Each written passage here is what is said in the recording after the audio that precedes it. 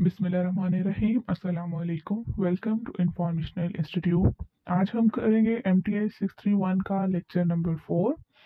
Lecture start करने से पहले अगर आपने अभी तक चैनल सब्सक्राइब नहीं किया तो सब्सक्राइब कर दें, क्योंकि इस चैनल पर आपको मुख्तलिफ सब्जेक्ट्स के लेक्चर्स, GDPs, असाइनमेंट, क्विज के सॉल्यूशंस मिलते रहेंगे और उसके साथ साथ mid term and final term के करंट पेपर भी शेयर किए जाएंगे। तो ताकि बेल आइकन को जरूर प्रेस कर दीजिएगा ताकि कोई भी वीडियो आपकी मिस ना हो। लेक्चर शुरू करते हैं। यहाँ पर आज हम करेंगे properties preserved bye uniform convergence, continuity of the limit function at a point. कि लिमिट फंक्शन किसी भी पॉइंट पे कॉन्टिन्यूस कब होगा। अगर हम थ्योरम देखें तो हमारे पास है if F N converges uniformly to F on S. F N है हमारे पास सीक्वेंसेस ऑफ फंक्शन और जो सिंपल एफ है वो है हमारे पास लिमिट फंक्शन। अगर सीक्वेंस ऑफ फंक्शन हमारे पास यूनिफॉर्मली कन्वर्ज करेगा एफ जो कि लिमिट फंक्शन है उस पे ऑन एस किसी भी सेट एस में, and each F N is continuous at a point X naught in S, और एफ एन जो है वो एस के एक पॉइंट एक्स नॉट पे कॉन्टिन्यूस होगा, तभी हमारे पास वो जो लिमिट फंक्शन एफ है वो कॉन्टिन्यूस होगा। अगर हमारे पास इन सिंपल वर्ड्स में कहूँ तो सीक्वेंसेस ऑफ फंक्शन जो कि लिमिट फंक्शन पे यूनिफॉर्मली कन्वर्ज कर रहा है, तो वो जो सीक्वेंसेस ऑफ फंक्शन है वो एस के किसी पॉइंट एक्स नॉट पे कॉन्टिन्यूस होगा, तभी वो हमारे पास लिमिट फंक्शन भी कॉन्टिन्यूस होगा। अगर इसका प्रूफ देखें तो हमारे पास सबसे पहले हम कहेंगे कि हमारे पास जो एफ एन है वो कॉन्टिन्यूस है एक्स नॉट पे, और हम यहाँ पर कॉन्टिन्यूटी की डेफिनेशन हमने सिंपल प्रूव करनी है जो कि हमने रियल एनालिसिस 1 में पढ़ी थी कि absolute value of F of X minus F of X naught is less than epsilon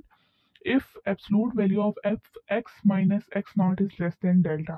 तो इसी चीज को आज हमने प्रूव करना है। हमने लिखा है कि absolute value of F of X minus F of X naught. अब इसी में हम एफ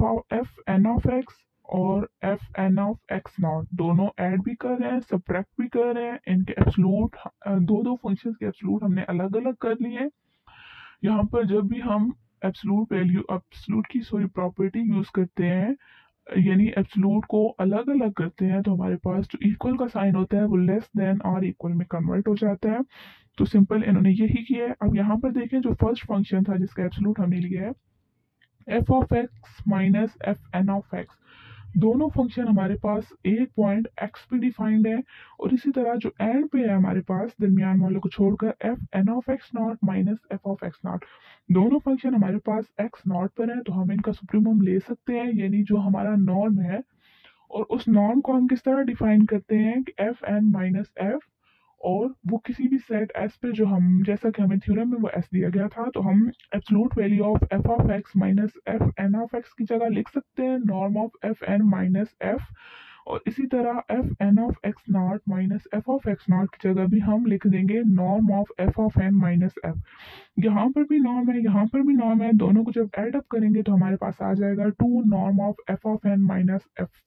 और जो दरमियान वाली वैल्यू है, क्योंकि एफ एन यहाँ पर एक एक्स पे डिफाइंड है एक एक्स नॉट पे डिफाइंड है, तो उसको हम एज इट इज रहने देंगे। अब यहाँ पर हमारे पास कहा गया था कि जो सीक्वेंसेस ऑफ फंक्शन है वो यूनिफॉर्मली कन्वर्ज कर रहा है, तो नॉर्म को हम एप्सिलॉन में कन्वर्ट कर सकते हैं। ये हमारे पास यूनिफॉर्मली कन्वर्जेंस की डेफिनेशन थी कि जो नॉर्म है वो लेस देन होता है एप्सिलॉन के।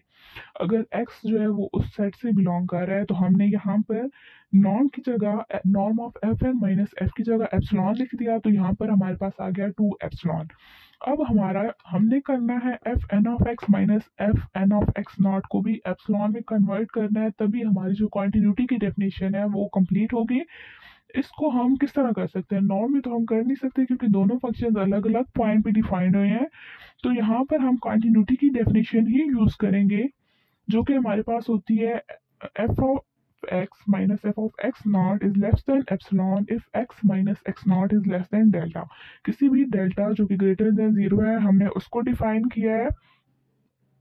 उसी को डिफाइन किया है, और हमने यहाँ पर ये चीज कह दी है कि absolute value of F of N of X minus F of N of X naught वो लेस देन डेल्टा है।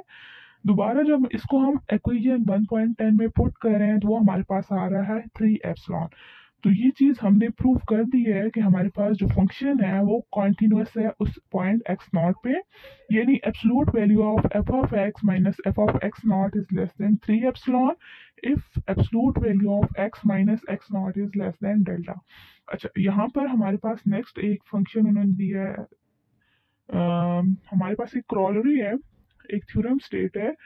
if fn converges uniformly to f on S and each fn is continuous on S, then each fn is continuous on S, then so is f, that is a uniform limit of continuous function is continuous। अब इस चीज का हमारे पास क्या मतलब है, यानी अगर आप ये थ्योरम देखें और इससे पहले जो अभी हमने प्रूव किया है उसको देखें तो ये दोनों सेम है। सिंपल इनमें जो डिफरेंस है वो क्या है कि यहाँ पर कहा गया है each F N is continuous on S, और पिछले थ्योरम में हमारे पास कहा गया था कि each F N is continuous at a point X naught is N X naught in S. उस थ्योरम में हमें ये चीज कही गई थी कि जो एफ एन है सीक्वेंसेस ऑफ फंक्शन है वो एस के सिर्फ एक पॉइंट पे कॉन्टिन्यूस है, जबकि यहाँ पे हम देख रहे हैं कि जो एफ एन है वो पूरे सेट एस पे कॉन्टिन्यूस है। इसका प्रूफ सेम वही लाइंस है हमारे पास, लेकिन सिर्फ वहां पर जब हम लिखेंगे तो हम ये लिखेंगे कि जो एफ एन है सीक्वेंसेस ऑफ फंक्शन है वो एक्स नॉट पे कॉन्टिन्यूस है, जबकि यहाँ पर हम लिखेंगे कि वो कॉन्टिन्यूस ऑन एस है, यानी कंप्लीट सेट पे कॉन्टिन्यूस है।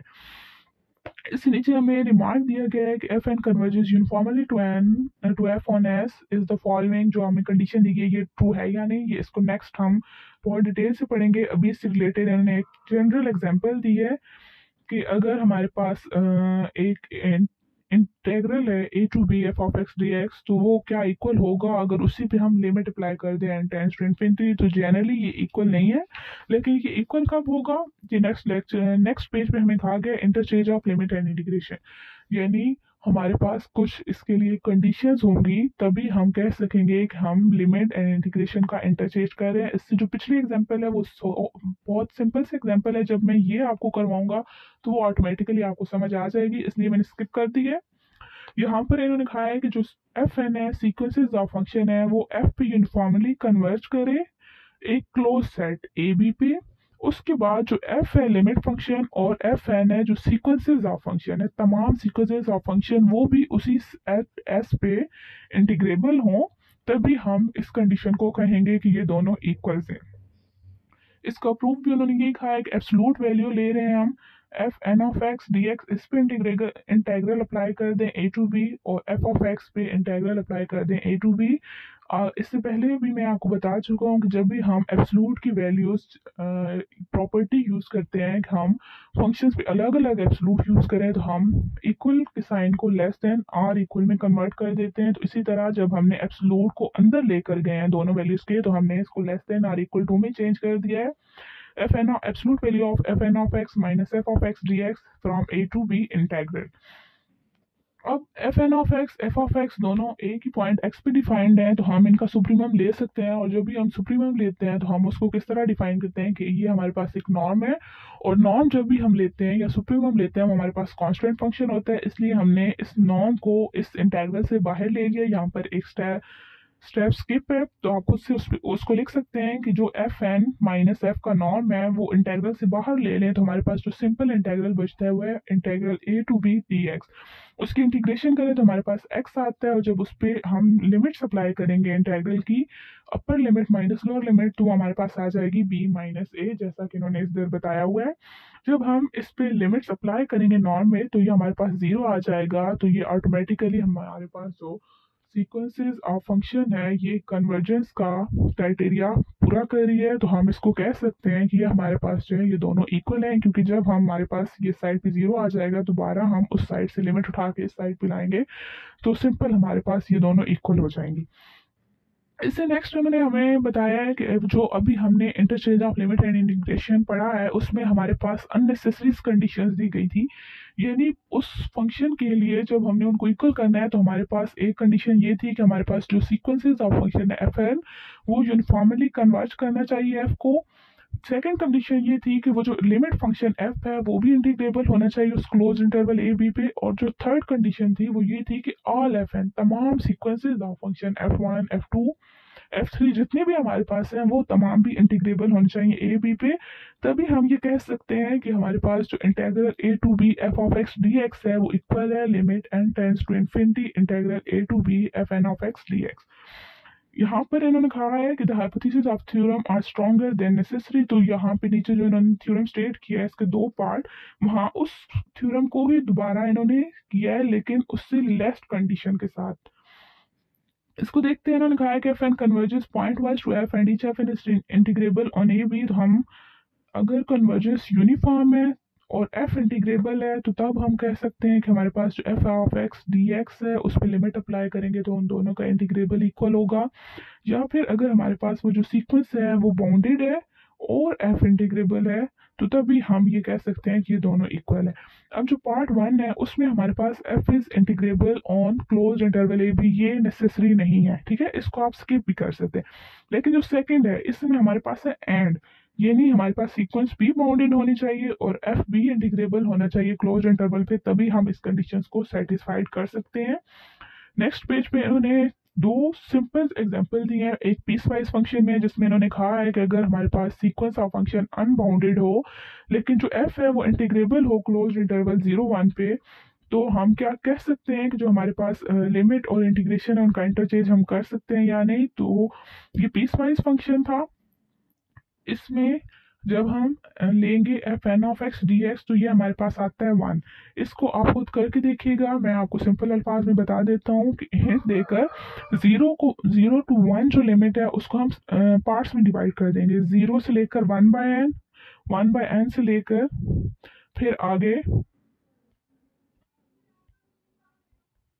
1/n से लेकर फिर हम ले लेंगे 1 तक, तो वो हमारे पास आती है 1 के। लेकिन जब हम simple F of x D x लें तो वो हमारे पास 0 आएगा, ये दोनों अनइक्वल हैं। तो इसका मतलब ये है कि हमारे पास फंक्शंस भी बाउंडेड होना चाहिए, तभी हम जो है इसको इंटीग्रेशन और लिमिट का इंटरचेंज कह देते हैं, ये इक्वल है। नेक्स्ट एग्जाम्पल में इन्होंने यही कहा है कि बाउंडेड सीक्वेंस ऑफ फंक्शन तो है लेकिन लिमिट जो है वो इंटीग्रेबल नहीं है, तो उस पर भी हमारे पास ये कंडीशन सेटिस्फाइड नहीं करेगी।